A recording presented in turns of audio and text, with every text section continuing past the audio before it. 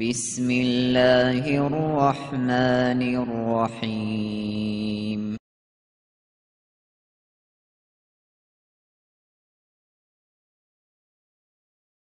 அதாவது தயமத்துடைய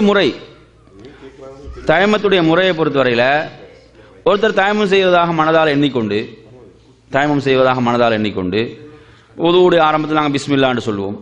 அது மாதிரி அவர் பிஸ்மில்லா என்று சொன்னவராக தனது 2 கைகளையும் மண்ணின் மீது புழுதியின் மீது வைத்தவராக வச்சுட்டு அப்படி என்ன செய்யறாரு, அது அப்படி ஊதலாம்.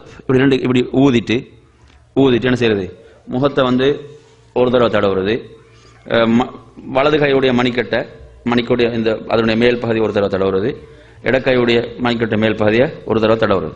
இதுதான் தயமம். இல்லை அங்கல்ல, இந்த மேல் பகுதியை மட்டும்தான். இதுதான் தயமம். கை இல்லை, மொத்தம் இல்லை, இது மட்டும் தான் தடவுறது. முகத்தை ஒரு முறை, இதை மேலால் ஒரு முறை, இது ஒரு முறை. இதுதான் தயமம்.